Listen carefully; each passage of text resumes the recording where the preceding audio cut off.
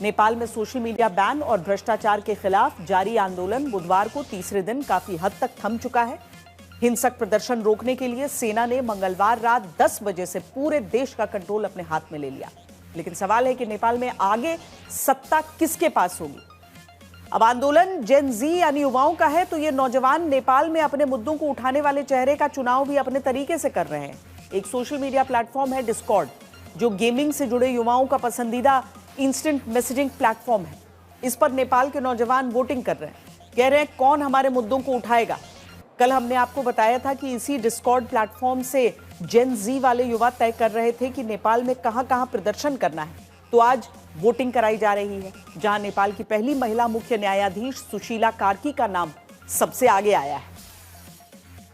तो क्या सुशीला कार्की आगे नेपाल की अंतरिम प्रधानमंत्री बन सकती हैं? उन्होंने बनारस हिंदू यूनिवर्सिटी से राजनीति शास्त्र में मास्टर्स किया है। 1979 में वकालत में अपना करियर शुरू किया था। सुशीला कार्की 11 जुलाई 2016 से 6 जून 2017 तक नेपाल की मुख्य न्यायाधीश रही थी। सुशीला कार्की की पहचान एक ऐसे न्यायाधीश के रूप में रही है जो भ्रष्टाचार को बिल्कुल भी बर्दाश्त नहीं करती। तो सुशीला कार्की की ये तस्वीरें थी, क्या वो इस भूमिका में नजर आ सकती हैं? उनकी अपनी राय क्या है?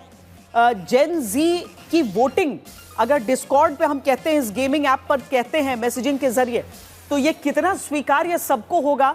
क्योंकि वहां तो समूची जनता को हम समझ लें। अमित भारद्वाज हमारे साथ, हमारे संवाददाता सीधे काठमांडू से जुड़ रहे हैं। लगातार वहां की हिंसा की तस्वीरें आपके जरिए हम देख रहे हैं। लेकिन ये बताइए कि अब जो आगे नेतृत्व की बात है, उसे लेकर किस तरीके से आगे बढ़ने का सोच रहे हैं सब वहां पर? क्या इसी तरह की वोटिंग होगी? क्या जिन लोगों के नाम पर चर्चा हो रही है वो लोग खुलकर कुछ कह रहे हैं?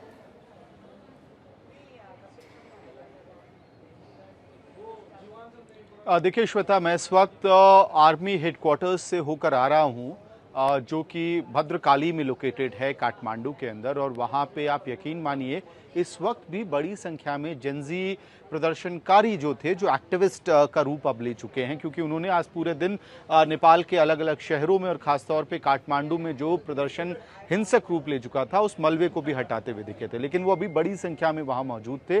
कारण ये था कि हेडक्वार्टर्स, आर्मी हेडक्वार्टर्स के अंदर कई प्रतिनिधि मंडल जेनजी प्रदर्शनकारियों के अंदर गए थे और उसके बाद ये बात निकल के आई कि 6 सदस्यीय दल एक बनेगा, 6 मेंबर डेलीगेशन बनेगा, जो आगे का रोड मैप ढंग से तय करेगा, उसके सारे निटिग्रिटीज को ध्यान में रखेगा।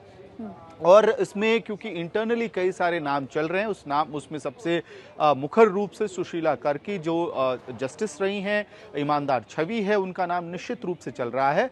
उसके बाद युवा लीडर्स का भी नाम है। बलेंद्र शाह जो इंडिपेंडेंट राजनेता हैं, काठमांडू के मेयर हैं, उनका नाम है।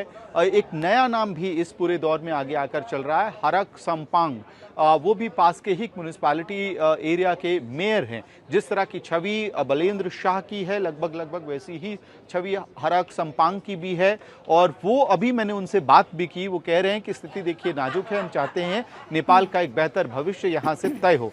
सुशीला कार्की को लेकर निश्चित रूप से एक सहमति बनती हुई दिख रही है। लेकिन मैं ये स्पष्ट कर दूं श्वेता कि ये जेनजी जो असली में जेनजी एक्टिविस्ट हैं, वो कह रहे हैं कि टाइमलाइन डिफाइन करना पड़ेगा कि वो 6 महीने के लिए आ रही हैं या 7 महीने के लिए, यानी कि महीना तक वो चाहते हैं बांध दिया जाए और इसके बाद री इलेक्शन हो, ये कमिटमेंट चाह रहे हैं। और री इलेक्शन में वो चाहते हैं सत्ता का स्थानांतरण अब नई पीढ़ी के हाथ में हो। नई पीढ़ी है, स्पष्टीकरण भी चाहिए, तत्परता भी चाहिए एक्शन में। और आप अहम बात बता रहे हैं कि वो पूरा टाइमलाइन जो है वो चाहते हैं। बहुत शुक्रिया अमित इस पूरी जानकारी के लिए, क्योंकि जिस तरीके से और जिन नामों की चर्चा हो रही है उसमें एक बात को समझना सबसे जरूरी है कि ये सारे वो नाम हैं जो भ्रष्टाचार के विरुद्ध लड़ाई में वहां पर अहम किरदार निभाते रहे हैं, मुखर रहे हैं।